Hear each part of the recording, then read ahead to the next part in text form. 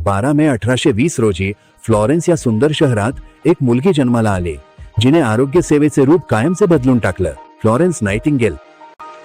श्रीमंत ब्रिटिश पालक William Edward Nightingale आणि फ्रान्सिस नाइटिंगेल यांच्या घरी जन्मलेल्या फ्लॉरेन्सनं ऐशारामात बालपण घालवलं. हिने आपले बालपण आपल्या मोठ्या बहिणी पार्थेनोप सोबत घालवलीये. तिच्या कुटुंबियांनी तिच्याकडून पारंपरिक जीवन जगण्याची अपेक्षा ठेवली होती, पण लहानपणापासूनच फ्लॉरेन्सला स्वतःमध्ये वेगळेपण जाणवत होतं. तिच्या पालकांनी सुरुवातीला तिच्या स्वप्नाला विरोध केला, पण फ्लॉरेन्स ठाम राहिली. तिच्या काळातील बहुतेक मुलींप्रमाणे नव्हे, फ्लॉरेन्सला उत्कृष्ट शिक्षण मिळालं.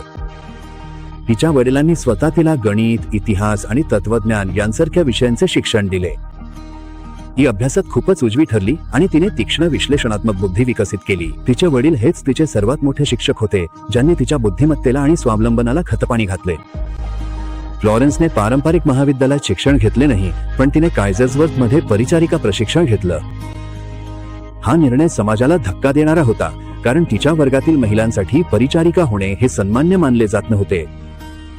तिने विवाह आणि वैयक्तिक नातेसंबंधांपेक्षा आपले ध्येय निवडले. फ्लॉरेन्सने आपली कारकीर्द परिचारिका म्हणून सुरू केली आणि तिच्या समर्पण व शिस्तीसाठी लवकरच प्रसिद्ध झाली. रिमियन युद्धाच्या काळात फ्लॉरेन्सने जखमी सैनिकांची काळजी घेण्यासाठी परिचारिकांच्या एका चमूचे नेतृत्व केलं. ती रात्रीच्या वेळी फक्त एक दिवा आणि आशा घेऊन अंधाऱ्या रुग्णालयाच्या कॉरिडॉर मधून चालत असे. ही the lady with the lamp म्हणून ओळखली जाऊ लागली, हजारो लोकांना आधार आणि काळजी देणारी. फ्लॉरेन्सने स्वच्छतेत सुधारणा केली, मृत्यूदर कमी केला आणि आधुनिक परिचारिका पद्धती सुरू केल्या. तिला विश्वास होता की स्वच्छ रुग्णालय आणि योग्य काळजी यामुळे असंख्य जीव वाचू शकतात. तिनं आरोग्य सेवा व्यवस्थेत सुधारणा करण्यासाठी डेटा आणि आकडेवारीचाही वापर केला. तिच्या कार्यामुळे परिचारिका हा व्यवसाय सन्माननीय झाला. फ्लॉरेन्स कधीच लग्न केली नाही आणि तिला मुलेही नव्हती. तिचे संपूर्ण आयुष्य सेवा, करुणा आणि सुधारणा यांना समर्पित होते.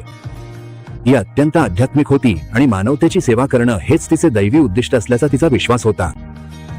फ्लॉरेन्ससाठी आजारी लोकांची काळजी घेणे हे केवळ काम नव्हतं, तर ती तिची एक हाक होती.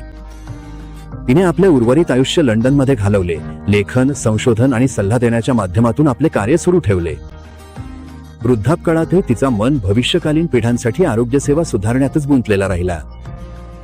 फ्लॉरेन्स नाइटिंगेल यांचे 13 ऑगस्ट 1910 रोजी निधन झाले, पण तिची वारसा प्रत्येक परिचारिका, प्रत्येक रुग्णालय आणि प्रत्येक सेवाभावात आजही जिवंत आहे.